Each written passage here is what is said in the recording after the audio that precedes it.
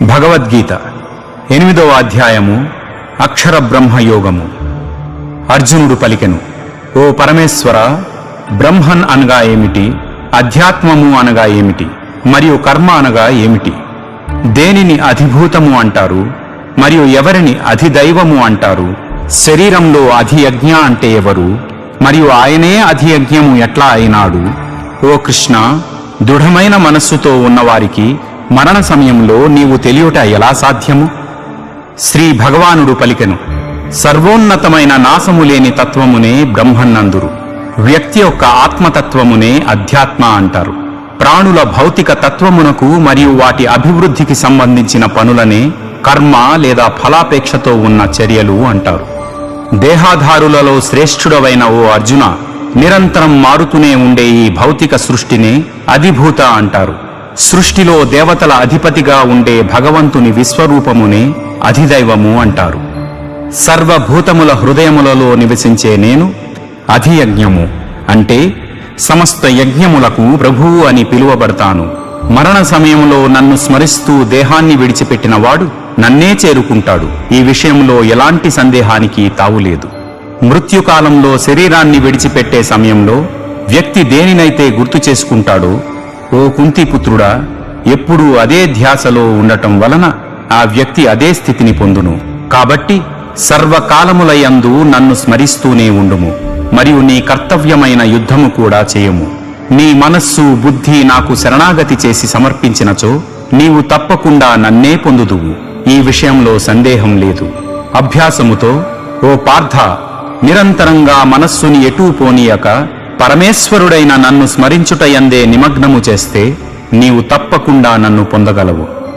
భగవంతుడు సర్వజ్ఞుడు, అత్యంత ప్రాచీనుడు, అందరినీ శాసించేవాడు, సూక్ష్మము కంటే సూక్ష్మమైనవాడు, అన్నింటికీ ఆధారమైనవాడు, ఊహకందని దివ్య స్వరూపం కలవాడు. ఆయన సూర్యుడి కంటే తేజోవంతుడు మరియు సమస్త అజ్ఞానపు చీకట్లకి అతీతుడు. ఎవరైతే మరణ సమయంలో యోగ అభ్యాసము చేత లభించిన అచంచలమైన మనస్సుతో ప్రాణములను కనుబొమల మధ్యే నిలిపి నిశ్చలంగా దివ్యమంగళ భగవంతుడిని అత్యంత భక్తితో స్మరిస్తారో వారు ఖచ్చితంగా ఆయనను పొందుతారు.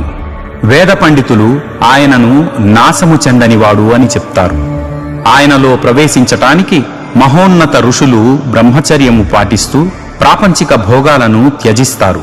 ఇప్పుడు ఆ లక్ష్యం యొక్క మార్గాన్ని క్లుప్తముగా విశదపరుస్తాను.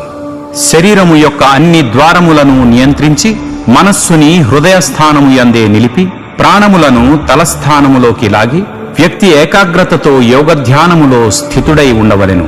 పరమేశ్వరుడినైన నన్ను స్మరిస్తూ ఓంకారమును జపిస్తూ శరీరము నుండి వెళ్లిపోయిన వ్యక్తి పరమగతిని పొందును. ఓ పార్థ, అనన్య చిత్తముతో నన్నే ఎల్లప్పుడూ స్మరిస్తూ ఉండే యోగులకు నేను సులభముగానే దొరుకుతాను. ఎందుకంటే వారు నిరంతరం నాయందే నిమగ్నమై ఉంటారు. కాబట్టి నన్ను పొందిన పిదప మహాత్ములకు ఈ దుఃఖముల నిలయము మరియు తాత్కాలికము అయిన ఈ లోకంలో పునర్జన్మ ఉండదు. ఎందుకంటే వారు సర్వోత్కృష్టమైన పరిపూర్ణతను సాధించారు.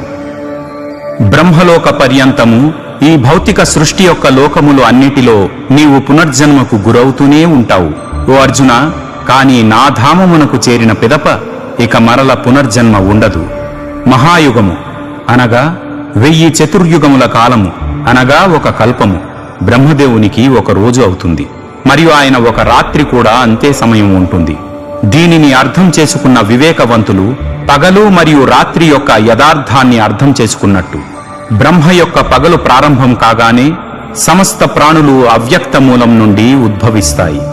మరియు ఆయన రాత్రి మొదలైనంతనే అన్ని జీవాత్మలు తమ అవ్యక్త రూపంలోకి లీనమైపోతాయి. బ్రహ్మ యొక్క పగలు మొదలవగానే సమస్త జీవరాశులు పదే పదే పుట్టడం ప్రారంభమవుతుంది. మరియు బ్రహ్మ రాత్రి ప్రారంభం అవగానే అవి తిరిగి లయమైపోతాయి. మరల మరుసటి బ్రహ్మ పగలు మొదలవగానే అవన్నీ అప్రయత్నపూర్వకంగానే వ్యక్తమవుతాయి.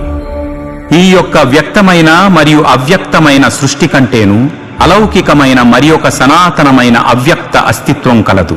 మిగతా అన్నీ నశించిపోయినా ఆ లోకము మాత్రము నిత్యము, నశించదు. ఆ యొక్క అవ్యక్తమైన విస్తారమే సర్వోన్నత లక్ష్యము.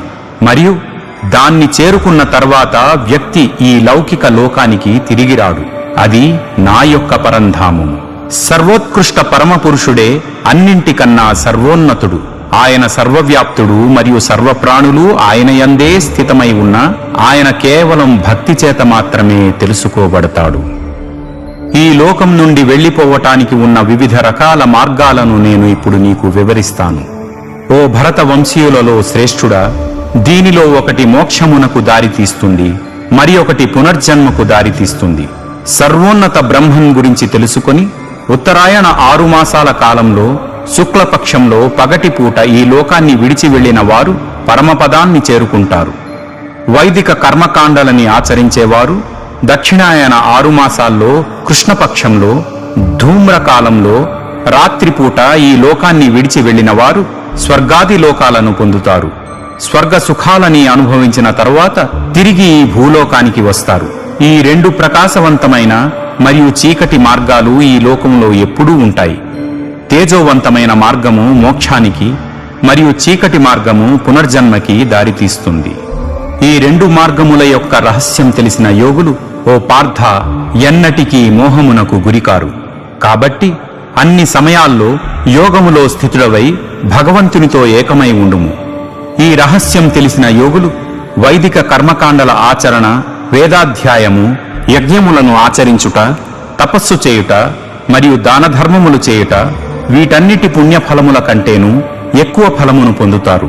ఇటువంటి యోగులు పరమపదమును పొందెదరు.